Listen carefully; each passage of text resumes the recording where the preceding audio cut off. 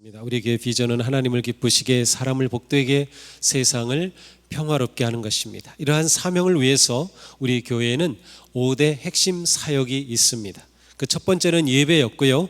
지난주에 우리는 예배에 관해서 말씀을 들었습니다. 오늘은 그 두 번째입니다. 두 번째, 우리가 하는 핵심 사역이 무엇일까요? 초대교회 지도자였던 교부 터툴리아는 초대교회 성도들이 불신자들에게 전도할 때 이렇게 말했다고 합니다. 당신들은 그리스도인들처럼 사랑하는 사람들을 본 일이 있습니까? 그러면 이 말을 듣고 그 사람들이 그 질문 앞에 고개를 끄덕끄덕하면서 그리스도인들에 대한 존경과 동경심을 표현하면서 복음의 마음의 문을 열었다는 것입니다. 서로 사랑하는 것, 그것은 그리스도인의 삶의 핵심입니다. 에베소서에 말씀합니다. 하나님은 하나님이 기뻐하시는 뜻을 따라 예수 그리스도를 통하여 우리를 하나님의 자녀로 삼으시기로 예정하셨습니다. 자, 하나님은 우리를 하나님의 자녀로 삼기로 예정하셨어요. 우리가 하나님의 자녀가 되면 무엇이 생기죠? 가족이 생깁니다. 하나님은 가족을 원하셨습니다. 거룩한 가족을 원하시는 하나님은 우리를 예수 그리스도 안에서 자녀로 삼으셨어요. 그러므로 교회는 건물이 아니라 하나님의 가족입니다. 우리는 하나님의 가족입니다. 왜 하나님이 우리를 가족이 되게 하셨을까요? 그것은 우리가 하나님을 사랑하고, 우리가 하나님을 사랑하기 때문에 무엇을 하죠? 예배하죠. 그리고 서로 사랑하도록 우리를 가족이 되게 하신 겁니다. 하나님을 사랑하기에 예배하는 교회, 또 서로 사랑하기 위해 존재하는 교회입니다. 성도가 하나님의 가족이 되어서 서로 사랑하는 것을 가리켜 성도의 교제라고 합니다. 성도의 교제, 코이노니아라고도 합니다. 들어보셨죠?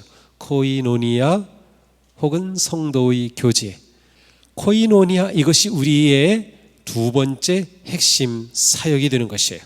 사도 요한은 말씀합니다. 하나님을 사랑하는 사람은 자기 형제자매도 사랑해야 합니다. 우리는 이 계명을 주님에게서 받았습니다. 그리스도의 몸인 교회의 가장 중요한 성품은 서로 사랑하는 것입니다. 그러니 우리는 그리스도인으로서 서로 사랑하는 사람들이라고 하는 인정을 받을 수 있어야 하는 겁니다. 불행하게도 언제부터인가 세상 사람들은 기독교인을 보면서, 교회를 보면서, 저 사람들은 정말 사랑하는 사람들이야, 저 사람들은 정말 서로 사랑해 라고 100% 동의하지 못하는 것 같습니다. 교회 하면 어떤 이미지가 떠오릅니까? 이렇게 물어보면 부정적인 것들이 너무나도 많아요. 뭔가 잘못된 게 아닌가요? 우리의 친구들, 그리고 우리의 이웃들은 우리를 보면서, 야, 너희들은 정말 서로 사랑하는구나, 정말 사랑할 줄 아는 사람들이야 라고 말할까요? 우리의 두 번째 핵심 사역이 바로 이것입니다. 성도의 교제. 교제는 하나님의 가족을 사랑하는 것이에요. 하나님의 가족을 사랑하는 것. 사도 요한은 말씀합니다. 하나님을 사랑하는 사람은 자기 형제 자매도 사랑해야 합니다. 우리는 이 계명을 주님에게서 받았습니다. 제가 자꾸 이 본문을 반복하고 있죠. 서로 사랑하는 것, 이것이 우리에게 아주 중요한 사역이다, 우리가 마땅히 해야 할 일이다 라고 하는 것을 우리는 기억해야 합니다. 만약 우리가 사랑의 능력을 잃어버리고 사랑하지 않는다면 우리는 모든 것을 잃어버린 것과 같습니다. 성경은 사랑을 하나님 가족의 핵심적인 모습으로 말씀합니다. 하나님 사랑과 함께 서로 사랑하는 것은 모든 그리스도인에게 주신 귀한 사명이며 또한 사역입니다. 하나님의 가족을 이루어 깊고 아름다운 사랑의 교제를 나누는 데는 몇 가지 단계가 있습니다. 첫 번째는 하나님의 가족이 되기로 결심해야 합니다. 하나님의 가족이 되어야 서로 사랑하는 거예요. 하나님의 가족을 사랑하게 되기 때문이죠. 우리는 모두 동수교회라고 하는 하나님의 가족이 되기로 선택하고 결심한 분들입니다. 어떤 분은 한 달 전에 선택하셨고요. 어떤 분은 1년 전에, 어떤 분은 20년 전에, 어떤 분은 50년 전에 동수교회 가족이 되기로 선택하고 결단하셨어요. 그래서 우리가 가족이 되어 이렇게 함께 모여 예배하는 것이죠. 에베소서에 말씀합니다. 그러므로 이제부터 여러분은 외국 사람이나 나그네가 아니요 성도들과 함께 시민이며 하나님의 가족입니다. 성경은 우리가 하나님의 가족이라고 말씀해요. 하나님은 우리가 가족이 되기를 원하셔요. 그래서 우리를 자녀 삼으신 것이죠. 그러면 우리는 언제 하나님의 가족이 처음 되었을까요? 그것은 바로 예수님을 믿고 예수님을 주님으로 영접한 그 순간입니다. 우리가 예수님을 믿은 그 순간 하나님의 자녀가 되어서 하나님의 가족의 일원이 되는 것이죠.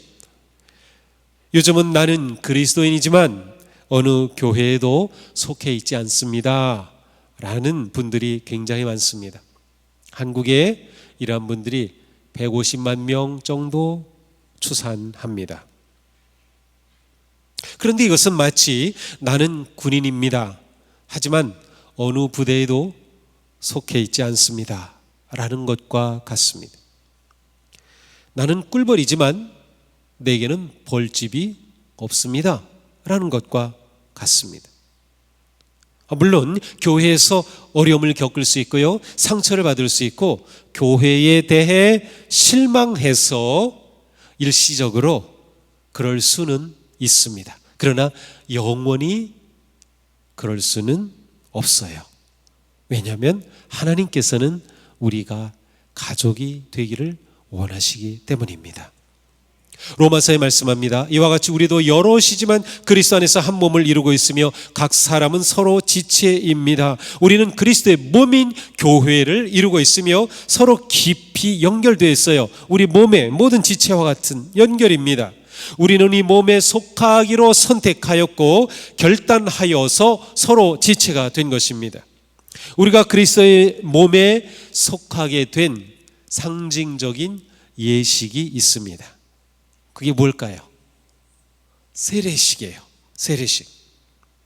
고린도전서에 말씀합니다. 우리는 유대 사람이든지 그리스 사람이든지 종이든지 자유인이든지 모두 한 성령으로 세례를 받아 한 몸이 되었고, 세례를 받아 그리스도의 가족이 된 거예요. 하나님의 가족이 되었고 또 모두 한 성령을 마시게 되었습니다. 우리가 세례 받은 게 이렇게 중요한 겁니다. 자, 세례가 구원을 주는 건 아닙니다. 세례에 대한 그 기독교 역사에서 어느 시점에선가 바뀌었어요. 그래가지고 세례 받아야 구원받는 것처럼 생각해. 그렇진 않아요. 그러나 구원받은 자는 세례를 받을 수 있습니다. 세례는 왜 베푸나?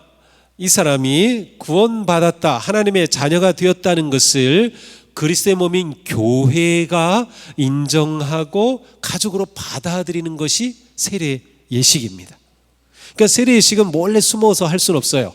물론 박해가 심한 무슬림 국가라든지 그런 데서는 숨어서 세례식을 하겠지만 그렇지 않은 모든 세례는 교회 공동체 안에서 하게 돼 있어요. 왜냐하면 가족의 일원이 되는 것이기 때문에 가족이 함께 있어야 합니다.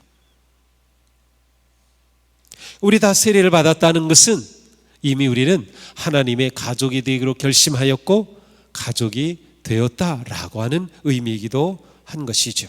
그렇습니다. 우리는 세례를 통하여 하나님의 가족이 된 것입니다. 세례가 이렇게 중요한 겁니다. 교회 공동체에서. 자, 다음 단계는 무엇일까요? 이렇게 가족이 된 성도는 서로 간의 우정을 키워가야 합니다. 서로 간의 사랑의 관계입니다.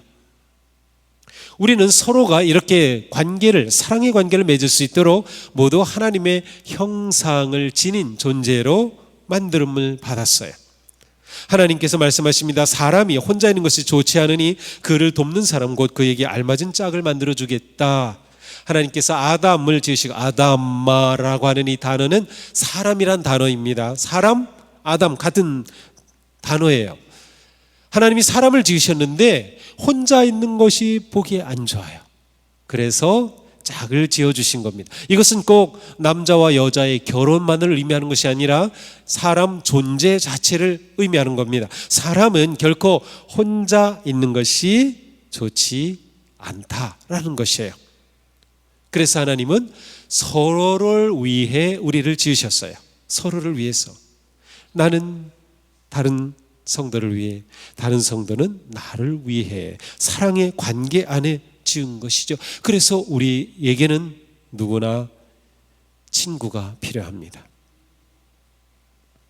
초대교회 성도들은 사도행전 2장에 보니까 모두 함께 지내며 친구가 되었어요. 모든 것을 공동으로 소유하였어요. 가진 것, 물건까지도 같이 나누었습니다. 그 정도로 친했습니다. 우리는 서로 만나지 않고서는 우정을 키워갈 수 없어요.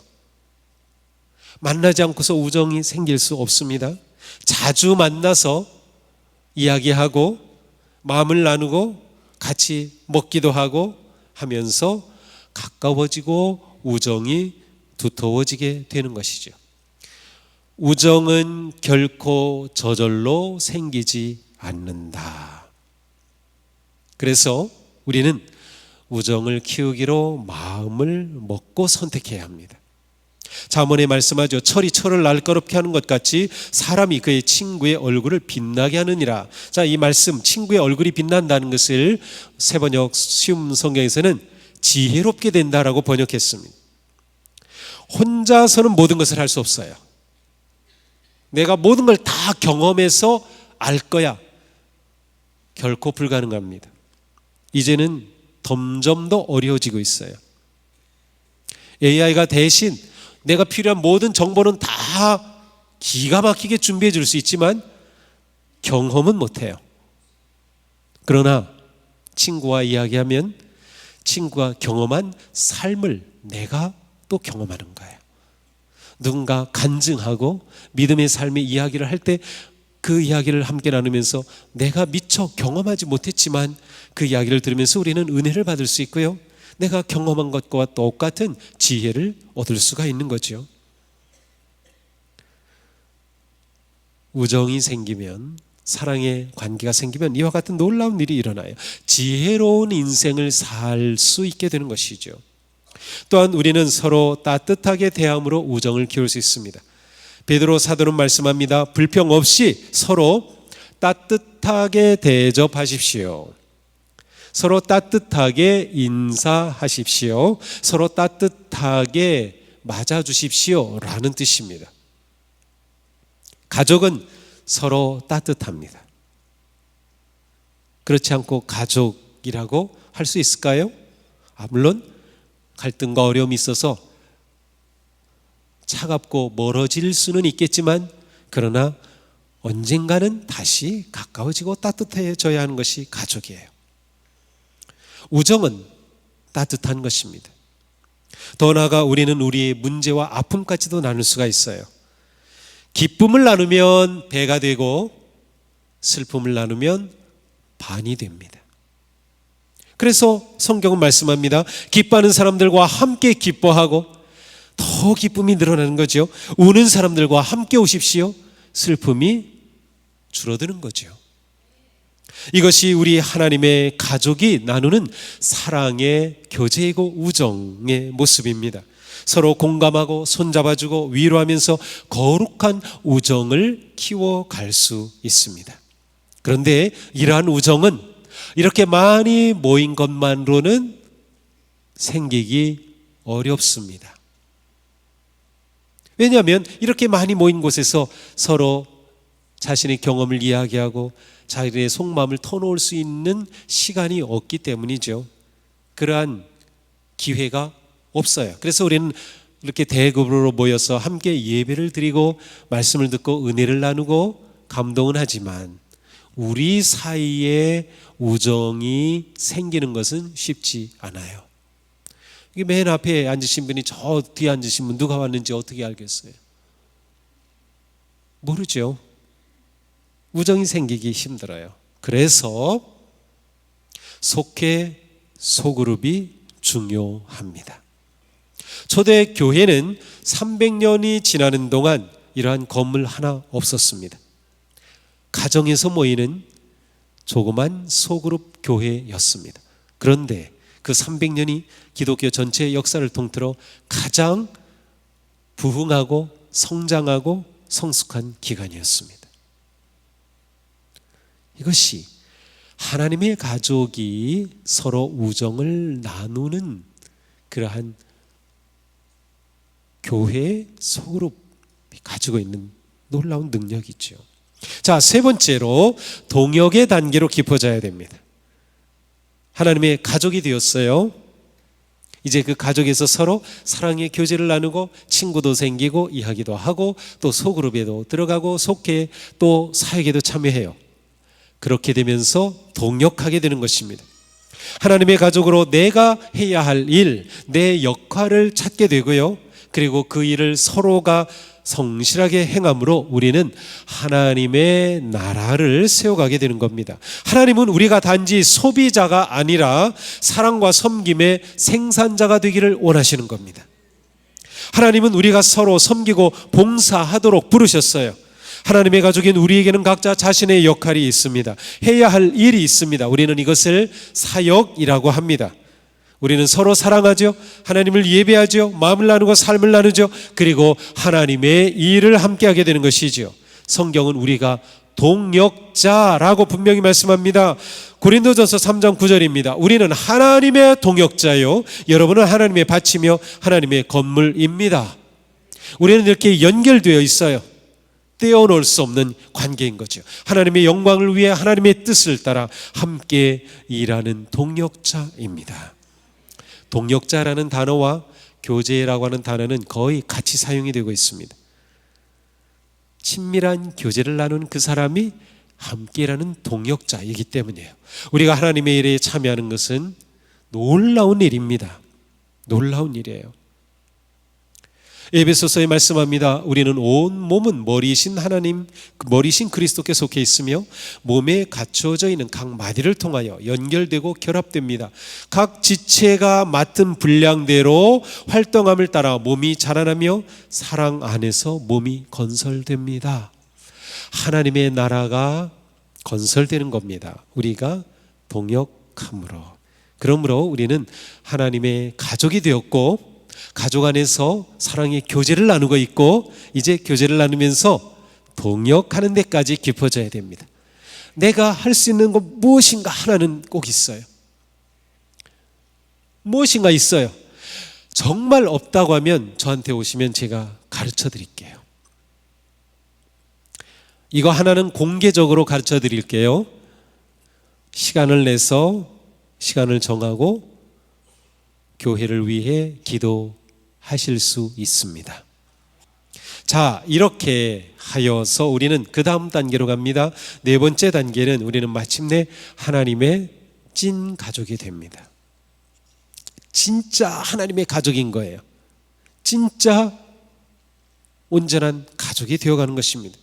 하나님이 기대하시는 가장 아름답고 거룩한 사랑의 교제가 우리 안에서 온전히 이루어지는 거죠. 우리가 진정한 하나님의 가족이 되면 육체적 혈연보다 더 진한 가족이 될 수도 있어요. 우리가 서로를 형제 자매로 사랑할 수 있습니다. 우리는 가족과 같은 관계가 아니라 가족입니다. 우리 교회는 가족 같은 교회가 아니라 가족입니다. 우리의 사랑은 예수님의 사랑을 닮은 사랑이기 때문이죠. 요한일서에 말씀합니다. 그리스도께서 우리를 위하여 자기 목숨을 버리셨습니다. 이것으로 우리가 사랑을 알게 되었습니다. 그러므로 우리도 형제자매를 위하여 목숨을 버리는 것이 마땅합니다. 형제자매를 위해 목숨까지 버릴 수 있다고요? 이거보다 더 진한 가족이 어디 있겠습니까? 우리 인생의 목적은 업적을 남기는 것이 아니라 하나님을 사랑하고 이웃을 사랑하는 것입니다. 이웃을 사랑하고 하나님을 사랑하는 그것이 우리에게는 업적입니다. 우리는 서로 사랑함으로 하나님의 자녀임을 세상에 드러내며 예수님의 제자임을 증거하게 됩니다. 예수님은 말씀하셨어요. 같이 읽어보겠습니다. 새 계명을 너희에게 주노니 서로 사랑하라. 내가 너희를 사랑한 것 같이 너희도 서로 사랑하라. 너희가 서로 사랑하면 이로써 모든 사람이 너희가 내 제자인 줄 알리라. 아멘. 아멘. 찐 가족이 된 거죠. 사도 요한도 말씀합니다. 의를 행하지 않은 사람과 자기 형제 자매를 사랑하지 않는 사람은 누구나 하나님에게서 난 사람이 아닙니다. 자, 우리가 이 땅에 살면서 얻을 수 있는 가장 큰 특권은 하나님의 자녀가 되는 특권, 그래서 하나님의 가족이 되는 특권입니다. 그리고 하나님의 가족인 교회는 사랑을 배우고 나누는 것이죠. 안타깝게도 많은 사람들이 사랑할 줄을 모릅니다. 사랑할 줄을 몰라요. 가장 큰 이유는 사랑을 받아보지 못해서입니다. 그러나 하나님은 우리에게 예수 그리스도를 통하여 사랑을 가르쳐 주셨습니다. 이 사랑을 경험하고 베풀며 나누는 것이 하나님의 가족인 교회입니다. 그래서 이것이 우리의 중요한 사역이 되는 것이에요. 그러니 우리 교회에 있는 모든 성도님들은 나에겐 가족이 있어 라고 확신하셔야 됩니다. 성도의 사랑의 교제로 믿음의 우정을 키우시기 바랍니다. 하나님이 주신 은사와 능력으로 하나님 나라의 일에 동역자가 되시기를 바랍니다. 주님의 말씀에 순종하여 서로 뜨겁게 사랑하는 하나님의 진정한 가족으로 성장하기를 축복합니다. 하나님 사랑과 이웃 사랑을 내 인생의 최고의 우선순위로 삼으십시오. 사랑이 우리의 삶의 최고의 목적이 되어야 합니다. 성경에 말씀합니다. 사랑을 추구하십시오. 이 말씀은 사랑을 내 인생의 목표로 삼으라는 뜻입니다. 사도 바울은 말씀했어요. 예언하는 능력이 있고 모든 비밀과 모든 지식을 가지고 있고 산을 옮길 만한 엄청난 믿음을 가지고 있을지라도 사랑이 없으면 아무것도 아닙니다. 사랑이 없으면 인생 헛것입니다. 그러니 우리 인생에서 가장 중요한 것은 사랑의 관계입니다. 우리 동수교의 믿음의 가족들은 하나님을 사랑하고 서로 사랑하는 일에 전심을 다하기를 바랍니다. 열심히 사랑하십시오. 사랑하는 삶에는 반드시 성공하셔야 됩니다. 사랑하는 삶에 실패하지 마십시오. 중요한 것은 성취가 아니에요. 업적이 아니라 사랑이다. 마더 테레사가 이런 말을 했습니다. 무엇을 하느냐가 중요한 게 아니고 그 일에 얼마만큼 사랑을 쏟았는지가 중요하다. 그렇습니다. 사랑은 영원합니다. 그런즉 믿음, 소망, 사랑이 세 가지는 항상 있을 것인데 그 중에 제일은 사랑이라. 우리의 이 사랑은 천국에까지도 계속 이어집니다. 영원한 것이에요.